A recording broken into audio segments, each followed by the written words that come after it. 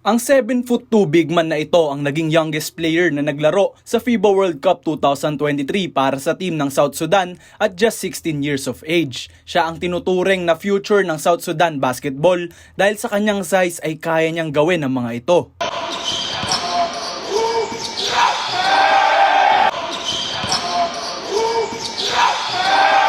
Okay, tell me about that three-point shot. Sa kasalukuyan ay naglalaro ang player na ito sa NBA Academy Africa at as early as now ay may linked offers na nga siya sa big schools ng Duke at UCLA. Kilalanin nga natin ang isang kaman Madit Maluwak na sinasabing future star NBA player na nanggaling sa South Sudan. Dito nga lamang yan sa GOAT's Descendants. Si Kaman Maluwak nga ay pinanganak sa Rumbek, South Sudan noong September 14, 2006. Ngunit kinailangan agad ng pamilya ng player na ito lumikas sa karatig bansa na Uganda bilang isang refugee dahil na rin sa lumalalang kaguluhan sa South Sudan that time. Hindi naman talaga naglalaro ng basketball itong si Maluwak. Subalit isang random day noong 2019 ay may nakapansin sa kanya na isang motorcycle rider with his towering height.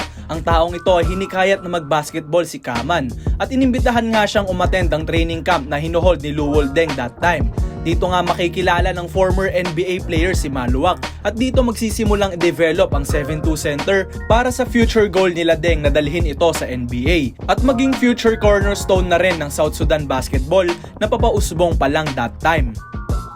Ipinadala ang big man last year sa Sali, Senegal upang sumalang sa NBA Academy Africa kung saan pinagko-combine ng studies at pagtitraining ng basketball sa mga African youth na nangangarap pumasok sa NBA. This year din ay naglaro si Maluwak para sa team ng Cobra Sports ng Basketball Africa League under sa programa nitong Ball Elevate program kung saan isang NBA Academy player ang pinapasok nila sa pro team to experience kung anong klaseng brand ng basketball nga ba ang nilalaro sa mga professional league, which in turn ay makakatulong sa kanila para mas mapabilis ang development ng kanilang skill set. Nitong March 2023 nga lamang ay nadraft siya ng AS Douanes ng Senegal na dating defending champions kung saan nagkaroon siya ng limited role in their loss sa championship against sa Al Ahly. Nonetheless ay unti-unti namang nakikita ang development ng player na ito sa patuloy niyang paglalaro sa mga big leagues ng Africa.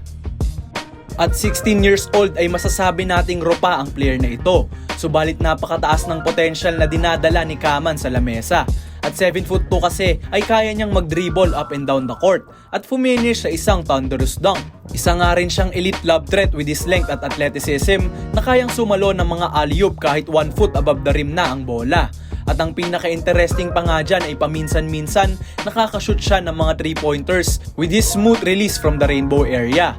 Alam naman nating isa yung importanteng weapon lalo na sa mga big man ng modern era.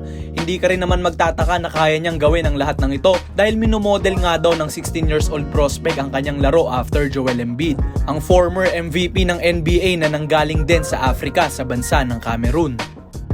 This FIBA World Cup ay limited lamang ang naging role ni Maluwak sa kanyang team, but he had a much needed experience lalo nang tinitignan siya as the future ng kanilang bansa sa basketball.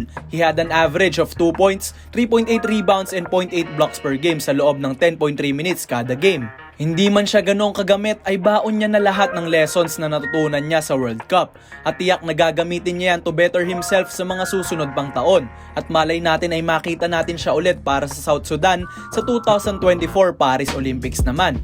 Sa mga sentro nga ng 2006 NBA mock draft ay siya ang number 1 sa lahat at number 10 overall naman sa lahat ng 2025 college recruiting class. Bright ang future ng player na ito at tiyak na may dapat tayong abangan na future NBA player from South Sudan. Sa ngayon ay may rumors na interested ang Duke at UCLA sa serbisyo ng big man na ito. Tignan na nga lamang natin ang future updates dito kay Kaman Madit Maluwak. Thank you for watching, GOAT Fam!